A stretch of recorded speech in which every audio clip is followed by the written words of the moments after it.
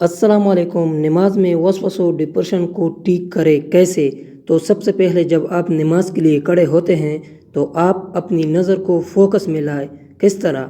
यानी अल्लाह अकबर कहे, किबली की तरफ देखो, फोकस करो, अपनी नज़र को मरकूज़ करो।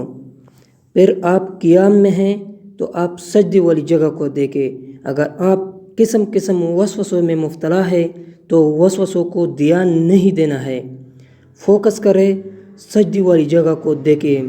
फिर आप रुकू करें, नाखून को देखें, फोकस करें। इसी तरह फिर सजदे में नाक को देखें और नज़र को मरकूज़ करें। फिर आप अत्तहियात में बैठे हैं, जूली यानी लमन कमीज़ को देखें और इसी तरह फोकस करते रहे। अगर आप इसी तरह नमाज करेंगे तो आपको सुकून महसूस हो रहा होगा। इसी तरह आप टेंशन, स्ट्रेस, डिप्रेशन, वसवसों से निकाल सकते हैं।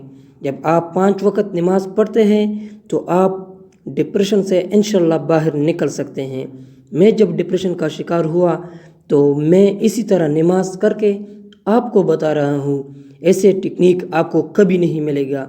मैं आपको इसी तरह टॉपिक लाऊंगा, तो चैनल को सब्सक्राइब ज़रूर करें ताकि डिप्रेशन वालों लोगों को आराम मिल सके।